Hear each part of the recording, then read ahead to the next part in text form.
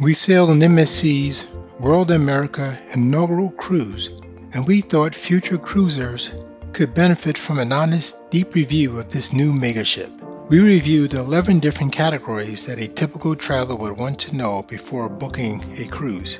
These categories are terminal, embarkation, cabin, cabin steward, the ship, bars and lounges, the activities, both daytime and night, entertainment, food, the excursions, customer service, the MSC For Me app, and then we'll do an overall rating, which will be an average of all the scores. New terminal. The parking lot is large with multiple lanes, which made unloading our luggage fast, even when there was a lot of people also coming into the parking lot. The terminal itself is well designed, spacious, and can service more than one ship. The design of the terminal is beautifully decorated inside and out. The security screening process was quick, but we did notice several women had trouble with the facial recognition scans. My wife was also one of these people. So for this new terminal, we gave it 5 stars. The embarkation process was simple and organized. After clearing security, we were welcomed and received their boarding number and moved into the large waiting area. We received number 25, and once the numbers started getting called, it only took about 10 to 15 minutes before it was our turn to board the ship. On other cruise lines, we had to walk through another line after security to reach a check-in desk to get registered. Then you get your cabin key and secure your credit card with your account before going to the waiting area. Having traveled on Holland America, Royal Caribbean, Carnival, Celebrity, Norwegian, and now MSC, this was a welcome change to set the tone for our trip. We gave the embarkation process 5 stars. When we cruise, we prefer to have a balcony cabin, as we like to wake up and go outside to breathe in the fresh air and get a feel for the weather. The balcony is also where we just relax and enjoy some peace and quiet on the sea, away from thousands of guests. The cabin layout is typical for all cruise lines. We were a little surprised about the lack of storage. One of the bottom drawers was sealed, giving you one less place to store your equipment. We stored our empty suitcases under the bed to maximize the usable space. There are USB-C and USB-A ports at the desk and USB-C ports on each side of the bed. The couch also serves as a bed and works well for an average-sized teenager. The bed was very hard, requiring several bed toppers for a softer experience. We forgot to ask for the topper on the first day, which was our mistake, and woke up with stiff backs for most of the cruise. I have to add one caveat to this. It is the first cruise, so the beds are new and the hardness can be expected for the first few voyages. Our TV was not programmed correctly, which caused us not to be able to see the daily compass on our screen, and all of our channels were in Italian. It took 3 days before IT could reprogram the TV. With all these factors, we gave the cabin a 4 because of the limited storage. Cabin steward. This was a hard category to review because we don't know if our cabin steward was burned out before he got to our cabin each day. We were the last of the 20 cabins that he managed, so I can understand he may be tired. We had to continually ask him to unlock the minibar so that we can store our water in it to keep it cold.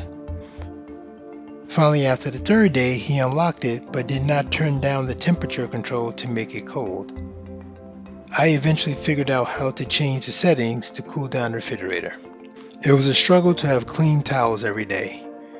We had a similar experience in Egypt, but that is a review for another video.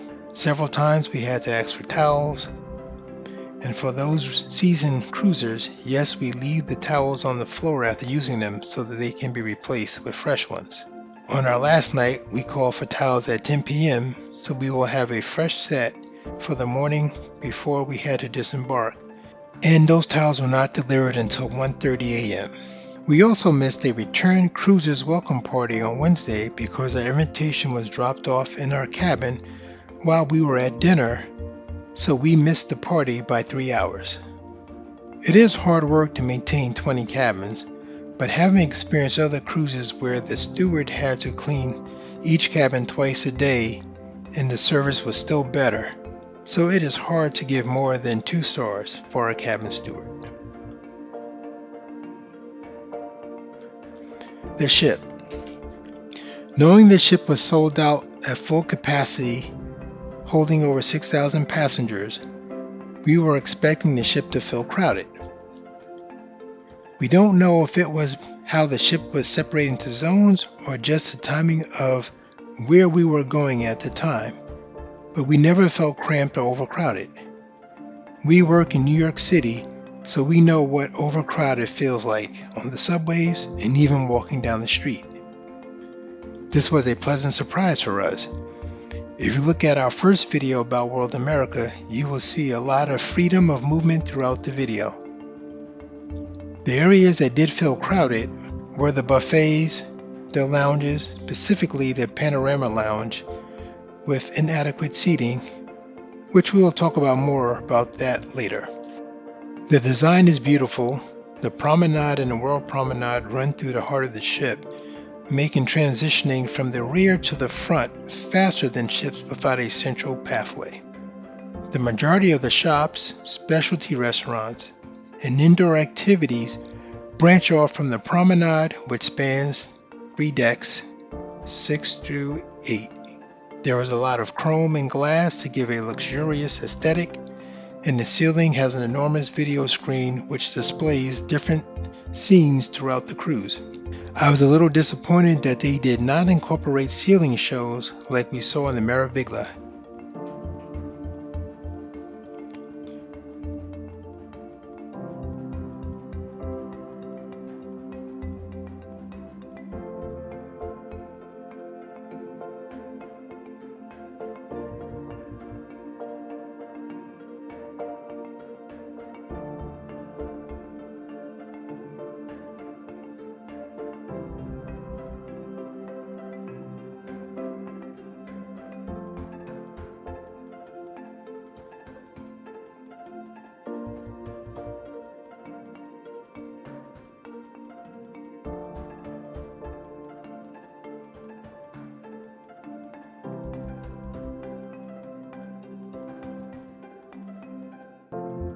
Royal Caribbean's Icon of the Seas is the world's largest cruise ship, and as it passed by us in port, the World America was about the same height but appeared to be a little bit shorter than the Icon of the Seas. With all their onboard features, the design layout, the jaw drop slide, the cliffhanger swing, and the limited seating in larger entertainment areas, we can only give this ship 4 stars. Bars and lounges. We are not drinkers, so our time in the bars and lounges were limited to shows or when we wanted to get soda or the occasional pina colada. My observations and the time I had to wait to get a bartender, it seemed like they did not have enough for the number of passengers and the number of lounges on board. We had to also wait for beverage orders when we went to the main dining room on formal night. One thing that I would add is that we don't recommend getting the beverage package unless everyone in your family consumes a lot of soda and alcohol daily. I could not find a cost-effective way to justify spending that much money for beverages. And everyone in your cabin must also have the package, which adds up quickly to the cost of your cruise. So we give the bars and lounge 3 stars, mostly for slow service. Activities. Activities on board were not what we expected.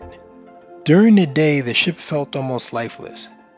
There were a few activities happening, but nothing like what we were accustomed to on other ships. We spent a lot of time relaxing in our cabin or occasionally catching an activity found on the daily compass, which was only visible for the day, so planning ahead was difficult.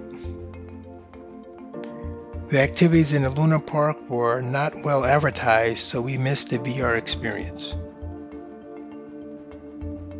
Now they have children and teens clubs, and those areas have a few things for the kids to do, but our daughter didn't see that many teenagers at the time of our cruise, so the teens area was not extremely active.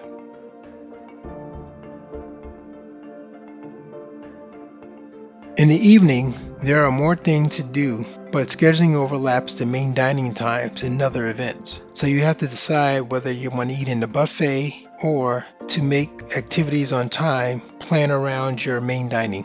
Janine and our daughter gave the Ria Spa a 5 for the deep tissue and Swedish massages on the beach at Ocean Cay. And Janine's massage on board, she also gave it a 5. Their thermal spa area could be a little larger, and Janine felt someone should help guide the passengers to move into each section of the spa so that you can enjoy the different areas. Overall, we give the activities 3 stars, mostly due to the less activity during the daytime that we have experienced in other cruise lines and the overlapping evening activities.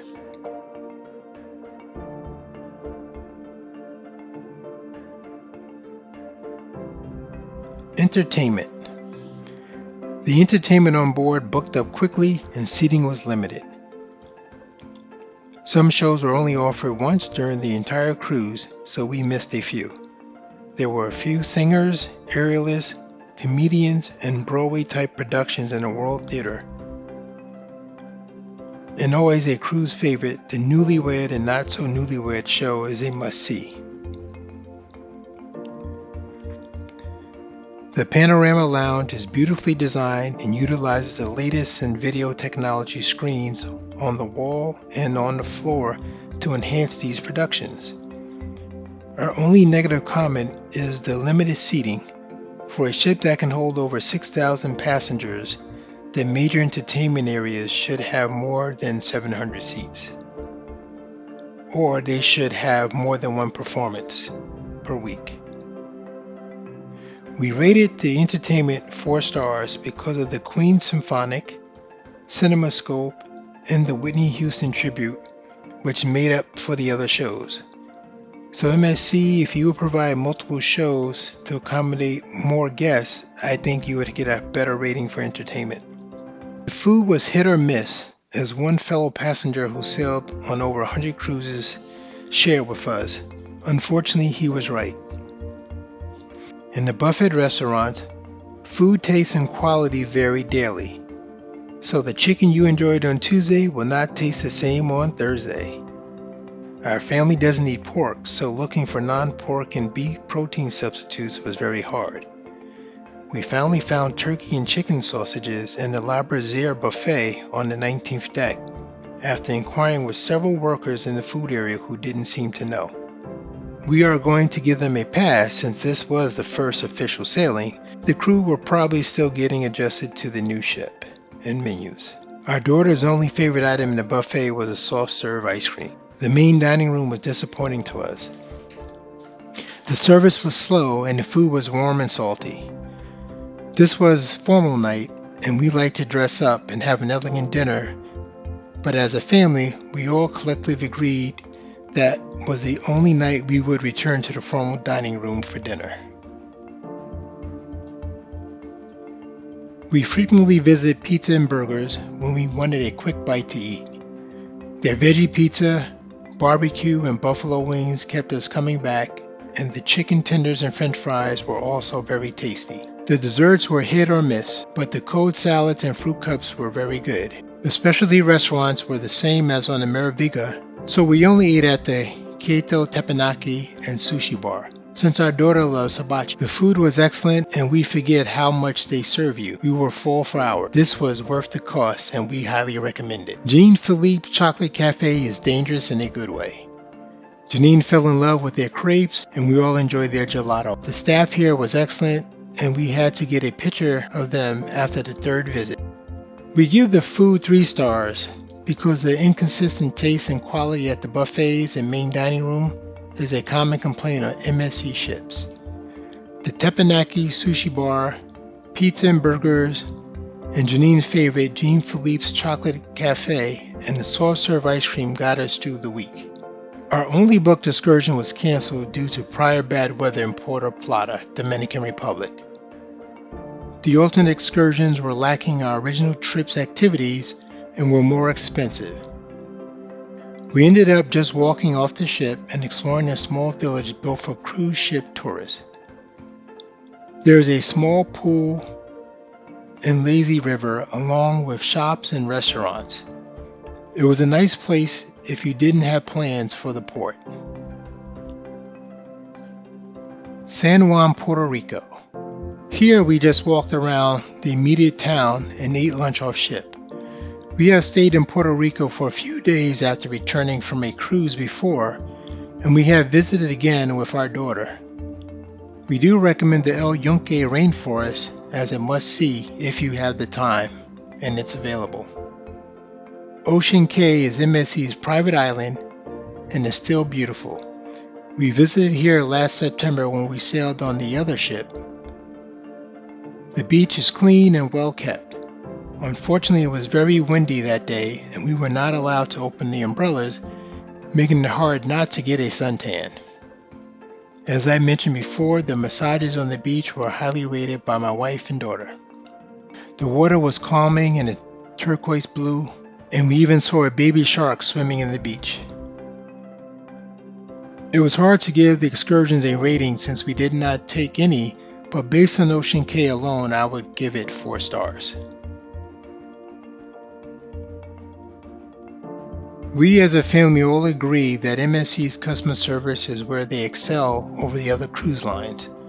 On both MSC cruises we have taken, the guest services were attentive and quickly provided solutions when an issue was communicated to them. They even sent a bottle of champagne and chocolate-covered strawberries to our cabin to make up for the issues we had with the cabin TV and missing the return cruisers party.